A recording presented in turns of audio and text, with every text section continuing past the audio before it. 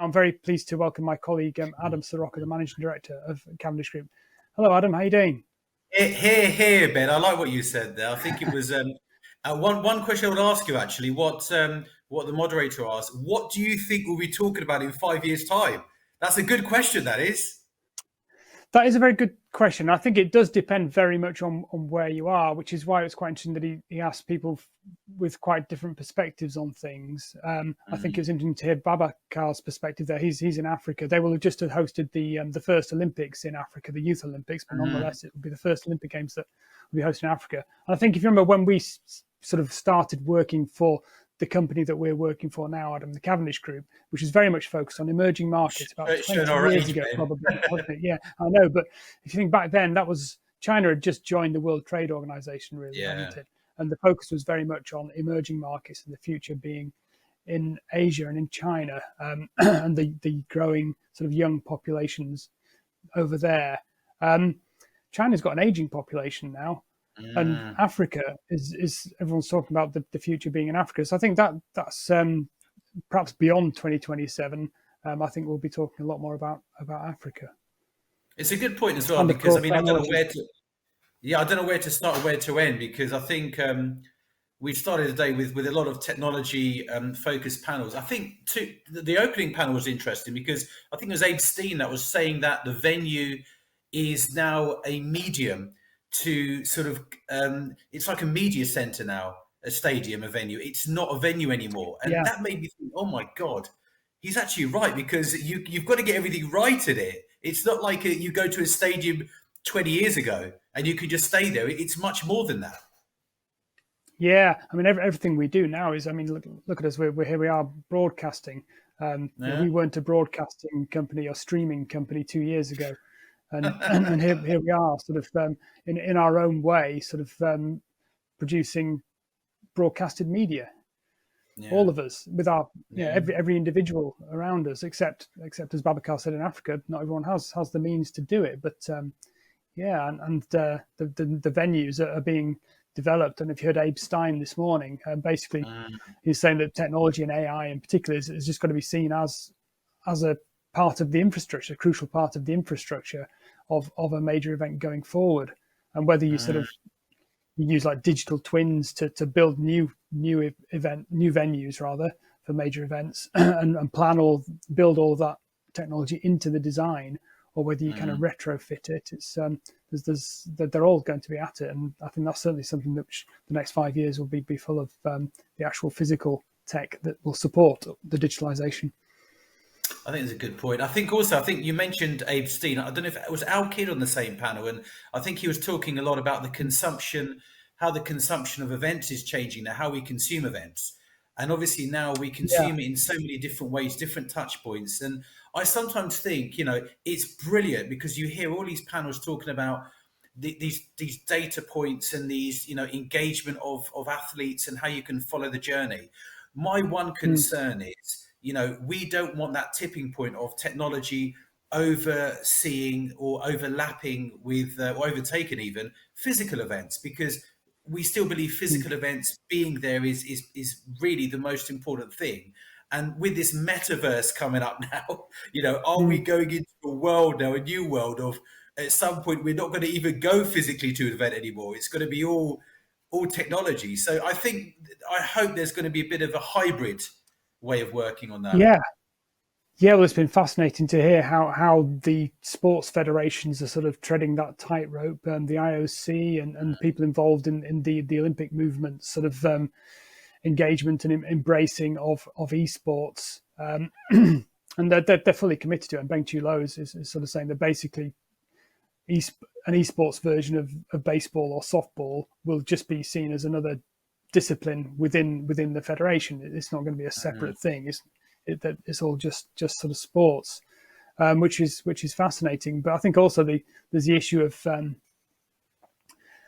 the proliferation of platforms that there are out there that are all competing for, not just the sports compete for attention, but the different sort of distribution channels. And we're all starting to look at our bank accounts now and saying, do I really need to subscribe to Netflix and Amazon and Disney and all of the other ones out there, which is why it's interesting to hear from Recast today, Yeah. talking about their sort of, it's a non-subscription product, and not only that, people can sort of pay with their attention in quite a complex but intuitive sort of way. It sounds it's a good mix.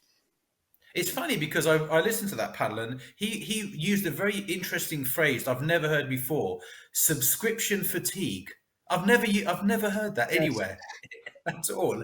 So yeah, there's clearly an issue with subscribing to everything. What you just said now about there's so many subscription models, and I think people yeah. are Well, I must probably admit, I getting just haven't bothered to. I've got so many that I haven't bothered to cancel, and it's on my to-do list. Cancel Netflix. I haven't actually watched it since I watched Beatles Get Back 6 weeks ago, but it's still. I think we all just you get sort of sucked into these things. But I think with the cost of living crisis, which is a serious yeah. issue, and not for individuals, but I think for businesses as well. The people, their customers will be choosing where their pound goes, Yeah. and that's obviously going to affect events rights holders massively.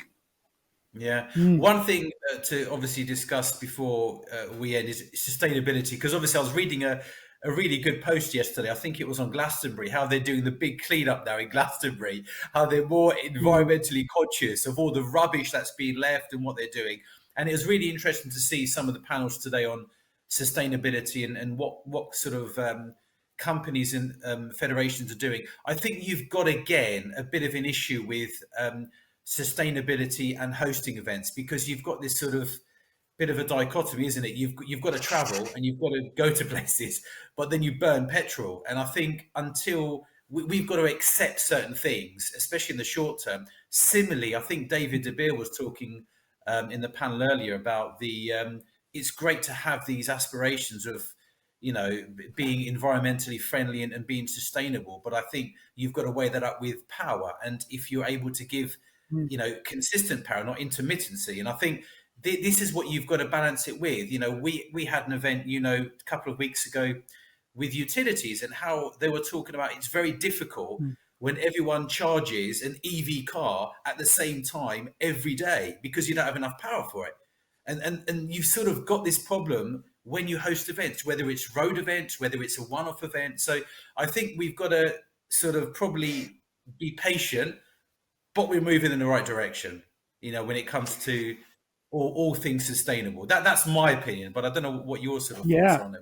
Well, yeah, no, it's this the fact that we're talking about it so openly is a massive turnaround from, say, 4 or 5 years ago. I remember moderating a panel about sustainability in Host City Glasgow 4 or 5 years ago, and talking about carbon footprint of flying, and it was like I'd sort of don't go there, But of course, you can't not talk about it. But I think it's a complicated world we live in, and there are all sorts of different ways that we can all contribute. And it's obviously achievable. The Olympic movement is going to be carbon positive within the next 8 years, which is it's incredible. How they're doing that. They through a whole range of different ways, but there is hope, and Agreco will be very, very busy in enabling all of that, I'm sure. Yeah. I think there's aspirations, and I think we've got to be patient, because I think there was a colleague of mine I was speaking to last week on, look, we either give power, people are going to be irate if they can't put their laptop on, more so than it's not coming from a renewable source, and you've got to balance that up. If we want power there and now, we're used to it now because we've lived in an era of oil and gas, but we've got to obviously come out of that, which is going to be, it's going to take time. It's interesting. One point. Yes. No, sorry, go on, Ben. I was going to say, it's like what Dave Crump was saying. It's like you make your your lighting system use less energy. Everything's great. Let's have more lights. And I think we've just got addicted to having more of everything if we can, and that's it's a balance. It's a balance. It really is, yeah. I think I like the stuff on social impact. There's a lot on social economic impact of an event. I think when the panel that was with I think Sarah Lewis, and had Cindy Medinsky as well from Edmonton, and they were talking about some really interesting stuff. I think Tanya Braga was on there as well, and she mentioned there was a good comment. I don't know what it was. Oh, games need to adapt to the city, not the other way round.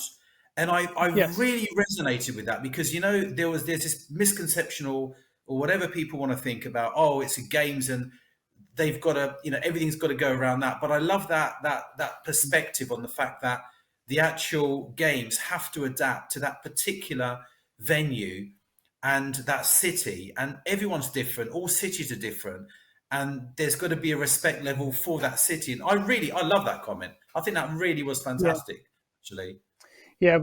Well, they're a wonderful sort of thing. These games, they're kind of a franchise, aren't they? And the host city is sort of kind of a custodian of the brand, but they give their own sort of unique identity to it, and that's just something really really nice about that. And that will probably only become more so. I think that the sort of the sense of local identity, the importance of the local community and the local audiences over the years, I think is probably going to become more important. But coupled, of course, with the global reach through the proliferation of all different kinds of media that people can watch it through these days as well. Ben, one last question for you. What's your word of the day? Oh, gosh. Word of the day. Whew, crikey, there's been so many words. I've got about 20,000 words on a Word document. I don't know where to go with that one, Adam. That's, I think, maybe... Let me think about that. I'll write an article about it. Let me get back to that. You need to recalibrate after a day of hosting because... diversity perhaps, but in all senses of the word. Diversification. The IFs are diversifying their sort of revenue streams, and everybody's just looking at different avenues and different ways of doing things, and including all walks of life, and taking people along with them on their journey at times when it can be quite difficult to do so, because people are kind of going to be up against it financially, I think. But these kind of values are going to be even more important. People have got to feel included. That's a great way to can I just say I really enjoyed it today, because it was a little bit different to some of the other events we've done for Host City, and I like the fact that we've taken on a bit of a different angle with the tech side. We talked a lot more about not just diversity, but inclusion, and about involving the society in the games. And I really enjoyed it. I thought it was a really great collection of speakers, and it was a fantastic agenda. So all I can say, Ben, is really well done. Another fantastic event for Host City, and hopefully we'll enjoy being in Glasgow again in November, if exactly. It's possible.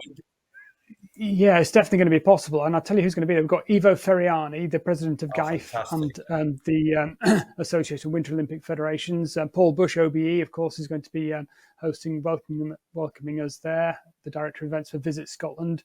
Sir Craig Reedy, in his hometown of Glasgow, who's the honorary member of the IOC. We've got the deputy president of the Badminton World Federation. We've got the head of environmental excellence for the Paris Games. You heard Babacar talking about the Dakar Youth Olympics. We've got the head of youth engagement for the organising committee of the Dakar Youth Olympic Games speaking. We've got the head of green spaces and environment from the city of Paris. The list goes on, and lots of IFs. But I do want to say finally, just thank you to the wonderful speakers that we had today. All the speakers have just been, everyone has given something that's really sort of opened my eyes and resonated, and I hope that our audience feels the same. That's fantastic. Really brilliant job, Ben. Fantastic work. And thanks, let's Adam. we'll do it again in Glasgow. Yeah, looking forward to seeing you and everybody else there. Thanks, everybody. Lovely. All the best. Take care. Cheers. Thanks, everyone. Cheers. Cheers, Ben. Well done. Take care. Bye.